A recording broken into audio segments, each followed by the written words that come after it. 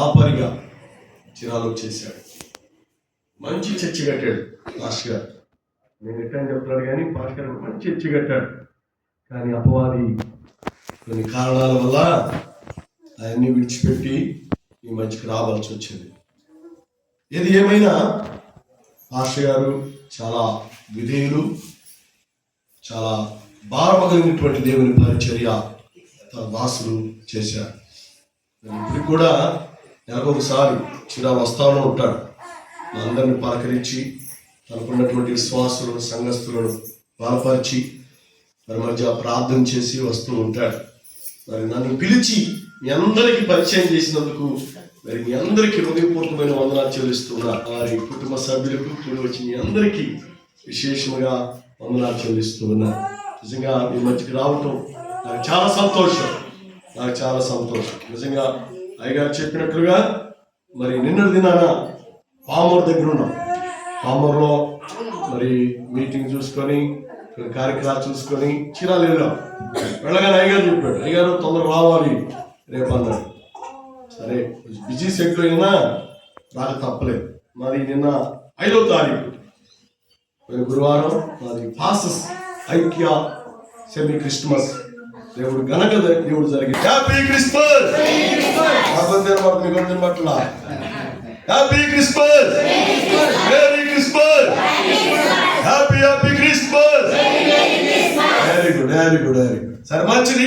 దైవ గ్రంథంలో నుండి ఒక శ్రేష్టమైన మాటని మీ మనసుకు తెస్తాను. కొన్ని నిమిషాలు మాత్రమే. పాస్టర్ గారు నాకు ఇచ్చిన సమయం 9:30 కల్లా ముగించమన్నాడు. ఇప్పుడు 9:10 అయిపోయింది. 9:30 కల్లా ముగించమన్నాడు. ఎందుకంటే మా ప్రిన్సిపాల్ గారు ఏదో కార్యక్రమం పెట్టినట్టున్నాడు. మంచి భోజనాలు పొయ్యిలన్నీ ఎదిగించున్నాయి. అన్ని సలబడక ముందే ముగించుకుందాం. ఓకేనా? చాలా మంచిది. సంతోషకరంగా ఈ క్రిస్మస్ వేడుకలను మనం జరుపుకుందాం. దేవుని గణపరిచి దేవుని నామాన్ని మహిమపరుచుకుందాం. చూడండి, యెషయా గ్రంథం 9వ అధ్యాయం 6వ వచనాన్ని మన మనసుకు తెచ్చుకుందాం. ఏలయనగా మనకు శిశువు పుట్టింది. ఎందుకు వచ్చింది అంటే లేదా క్రీస్తు పుట్టక పూర్వమే 400 సంవత్సరాలకు ముందే యెషయా ప్రవక్త ప్రవచించిన మంచి ప్రవచన వాక్కు ప్రియులారా. ఎందుకు ఆయన ప్రవచించాడు అంటే దేవుని చేత సృష్టించబడినటువంటి మానవులు, దేవుని చేత నిర్మించబడినటువంటి మనుషులు దేవుని వాక్యాన్ని తిరస్కరించారు. దేవుని మాటను అంటే వారందరూ పాపముల చేతను అపరాధముల చేతను చచ్చిన వారైపోతున్నారు. పిల్లరా, దేవుని స్వరూపంలో ఉన్నటువంటి మనుషుడు, దేవుని స్వరూపంలో ఉన్నటువంటి మానవుడు పాపములో చనిపోవటం తండ్రి దేవునికి ఇష్టం కాలేదు. అలా చెప్పండి, హల్లెలూయా. ఆయనకి ఇష్టం కాలేదండి. తండ్రి దేవుడు ఇష్టం కాక ఒక ఆలోచన చేశాడు. పరలోకంలో ఒక మీటింగ్ పెట్టి దేవుడు సృష్టించినటువంటి ఈ దేవునికి ఇష్టం కాక ఆలోచన చేశాడు. ఆలోచనలో కుమారుడైన యేసు క్రీస్తు వారిని లోకానికి పంపించాడు. పాప సంబంధమైన క్రియలను తీసివేయాలి, తుడిసివేయాలి, వాటి నుండి నిన్ను రక్షించాలి, నీకు సంతోషకరమైనటువంటి ఆనందకరమైనటువంటి దినాలు రోజులను దేవునికి ఇవ్వాలని ఉద్దేశంతో పిల్లరా శిశువు పుట్టడానికి ఒక గొప్ప ప్రణాళికను దేవుడు ఏర్పాటు చేశాడు. చూడండి, లూకా రాసిన సువార్తలో శ్రేష్టమైన మాట రాబడింది పిల్లరా. లూకా రాసిన సువార్త 2వ అధ్యాయం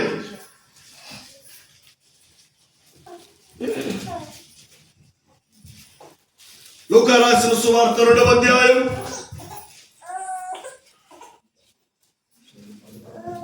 దావీదు పట్టణమందు నేడు రక్షకుడు మీ కొరకు పుట్టి ఉన్నాడు. ఈయన ప్రభువైన క్రీస్తు. నేడు రక్షకుడు మీ కొరకు పుట్టి ఉన్నాడు. అమ్మా, యెషయా ప్రవక్త ప్రవచించిన ప్రవచనం నెరవేర్చబడినట్లుగా తండ్రి అయిన దేవుడు కన్య అయినటువంటి మరియను దేవుడు ఏర్పాటు చేసుకున్నాడు. మరియ తల్లిని ఏర్పాటు చేసి పిల్లరా ధరించినట్లుగా పరిశుద్ధాత్మ ఆమెను ఆవరించింది. ఆమె హల్లెలూయా హల్లెలూయా. బాబు, నీవు నేను జన్మించాము అంటే జన్మ పాపము ద్వారా మనం జన్మించాం. జన్మ పాపమున్న వారు పిల్లల పాపము నుండి రక్షించడానికి ఏమాత్రం కూడా అర్హులు కానే కా. పాపము నుండి రక్షించాలి అంటే జన్మ పాపం ఉండకూడదు. ఉండకుండా ఉండాలి అంటే తల్లి అయినటువంటి మరియను పరిశుద్ధాత్మ ఆవరించినప్పుడు ఆమె గర్భమును ధరించింది. పిల్లల పరిశుద్ధాత్మ ద్వారా ఆమె లోకంలో యేసు క్రీస్తు వారికి జన్మనిచ్చింది. పిల్లల ఆయన జన్మము మనందరికీ ఆనందదాయకం. అందరూ చెప్పండి కూడా దేవుని స్తోత్రం.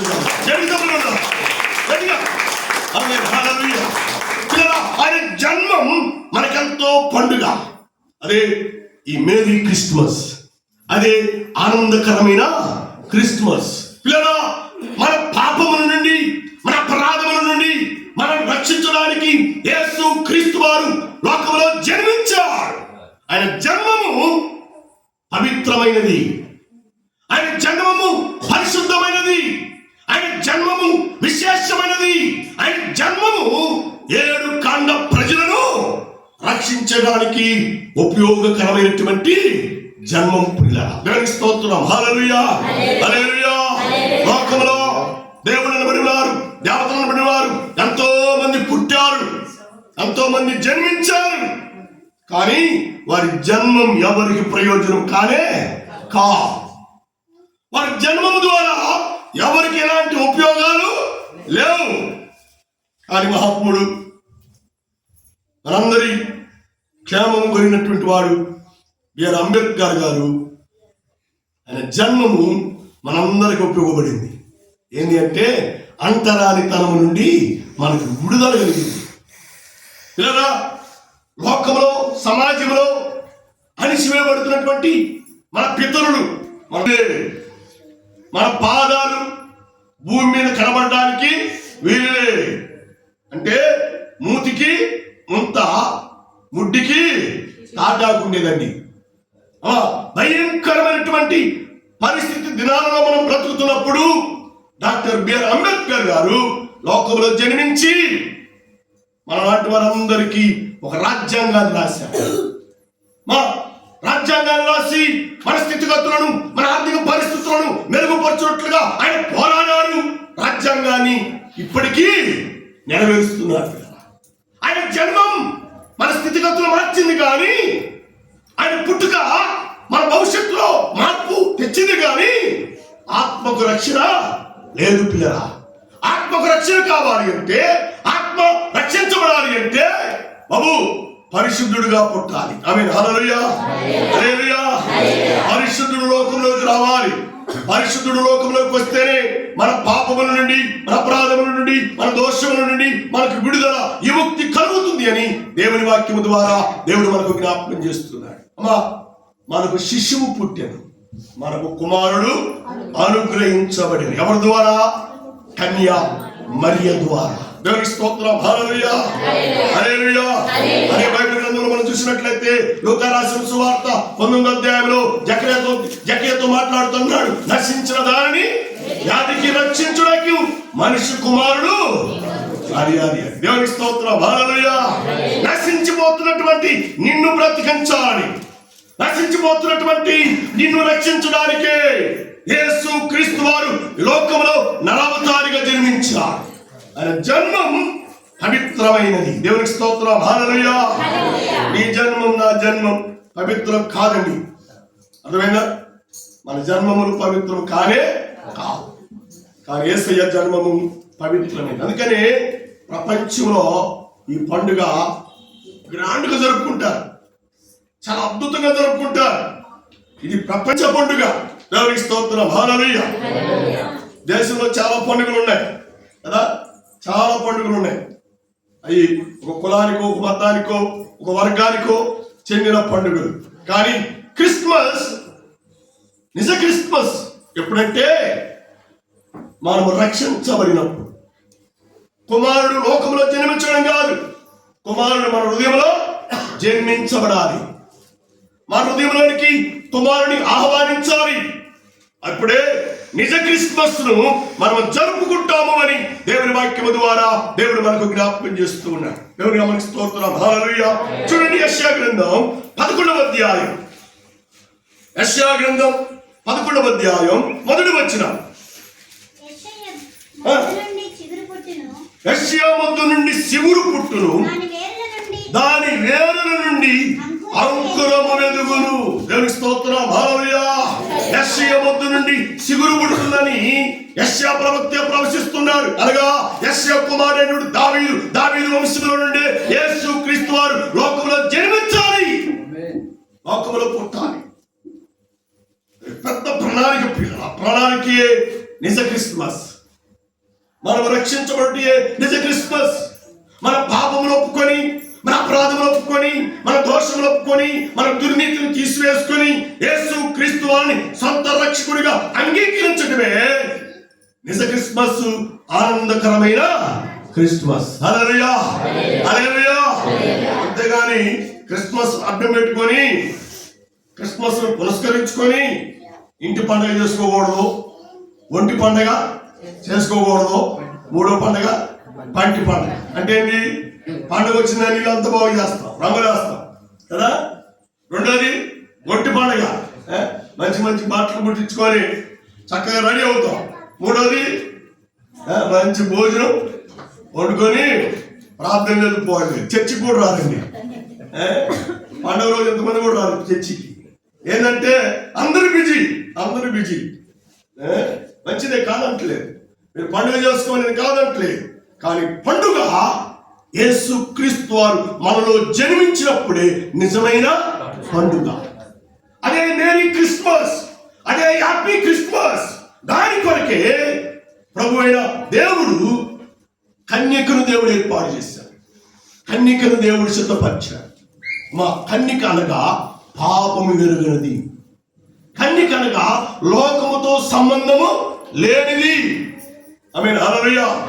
యేసు క్రీస్తు వారిని ధరించిన మనము, యేసు క్రీస్తు వారు మనలో జన్మించిన మనము కన్యకగా ఉండిపోవాలి. అనగా దేవునికి పవిత్రమైన వారముగా ఉండాలి, దేవునికి పరిశుద్ధమైన వారముగా ఉండాలి, దేవుని అందరి యథార్థత కలిగిన వారముగా ఉండాలి, దేవుని అందరి విశ్వాసం కలిగిన వారముగా ఉండాలి, దేవుని అందరి పరిపూర్ణమైనటువంటి ఆత్మ స్వస్థత కలిగిన వారముగా మనం ఉన్నప్పుడు అదే నిజమైన క్రిస్మస్. హల్లెలూయా, హల్లెలూయా, హల్లెలూయా.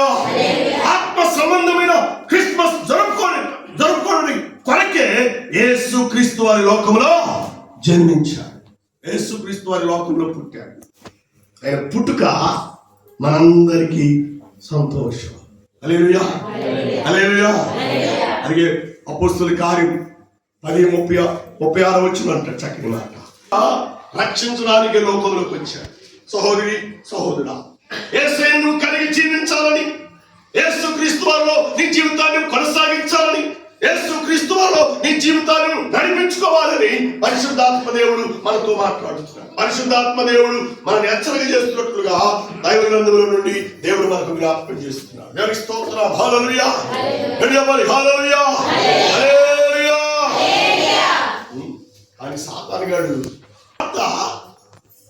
యేషోబుకు కలిగిన మరియకు మాత్రమే తెలుసు. కానీ యేసు క్రీస్తు వారు పుట్టగానే ఆకాశంలో గొప్ప నక్షత్రం పుట్టింది. గొప్ప నక్షత్రం. ఆ నక్షత్రాన్ని జ్ఞానులు చూచారు. చూచి తిన్నగా ఏ రోజు రాజు దగ్గరికి వెళ్ళారు. వెళ్ళి రాజుగారు ఆకాశంలో